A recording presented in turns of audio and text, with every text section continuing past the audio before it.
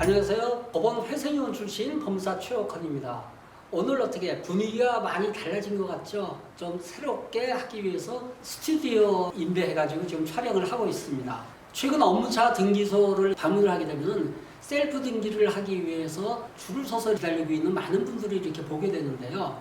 그분들에게 셀프 등기를 왜 하십니까? 라는 비싼 등기 수수료를 한 표라도 절약하기 위해서 그렇게 한다고 말씀들을 하고 계시는데요. 정말 그럴까요? 오늘은 셀프 등기에 대해서 알아보도록 하겠습니다. 많은 분들이 셀프 등기는 누구나 쉽게 할 수 있는 것으로 생각을 하고 있는데요. 실제로 이제 발생한 법률 문제 중에서 그 하나를 한번 제가 예를 들어보도록 하겠습니다.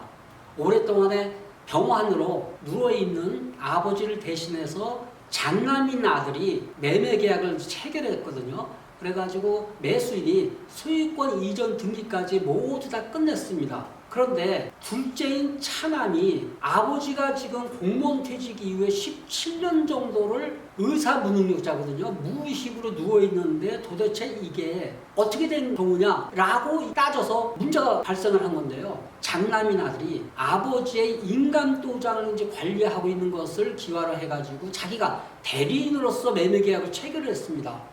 당연히 문제가 되겠죠. 장남이 단독으로 매매계약을 체결한 이 계약의 법률적인 효력은 어떻게 될까요? 당연히 무효입니다. 우리나라는 이 등기에 공신력이 없다는 이 사실을 일반인들이 이해하기가 굉장히 힘듭니다. 등기소의 등기관은 실체적인 그 관계를 심사하지 않고 형식적으로 서류 심사만 하고 있거든요. 그래서 형식적으로 서류만 아무 하자가 없으면 등기를 해주고 있습니다. 지금 사례에서 든 것과 마찬가지로 등기 내용이 실체와 달라서 등기 권리자인 매수자가 손해를 입어도 그 피해를 구제받을 수 있는 방법이 없습니다. 물론 장남이라든지 또는 공인중개사에게 손해배상을 청구를 하는 것은 이제 변론으로 하고요. 사례와 같이 의사무능력자인 매도인과 체결한 계약은 무효인 계약이기 때문에 매수인의 모든 책임을 감수해야 됩니다. 또 하나 이제 다른 경우를 하나 예를 들어 보겠습니다. 경기도 이제 광명에서 거주하고 있는 분이 강원도 홍천에 있는 임야를 이제 매수를 했거든요. 근데 이제 여기저기서 보니까 등기 수수료가 엄청나게 비싸다. 그래가지고 이분도 마찬가지로 등기 수수료를 조금이라도 아끼기 위해서 자기가 직접 요새 네이버 검색까지 해가면서 결국 자기가 이제 꾸미질 못하고 등기소에 안내하는 분들 도움을 받아가지고 서류는 접수를 했습니다. 이분이 그런데 하루 일당 35만 원을 받는 중장비 기사래거든요. 일주일 정도를 자기 생업을 아예 포기했어요. 여러분 같은 경우는 이런 경우 어떻게 하시겠습니까?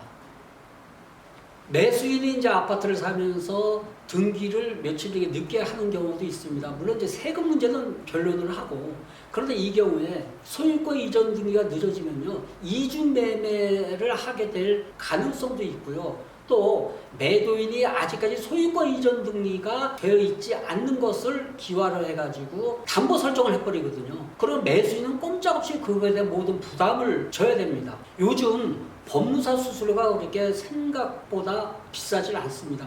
이 등기 수수료라는 것은 다 공과금, 즉 세금이거든요. 세금 몇 천만 원 내는 것을 그 등기 수수료라고 하는데 본인이 작성을 하더라도 마찬가지로 세금은 다 내야 됩니다.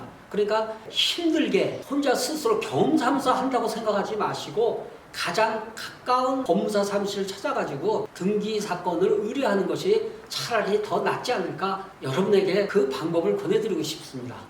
오늘 추억한 법무사의 회생TV 여기까지 하겠습니다.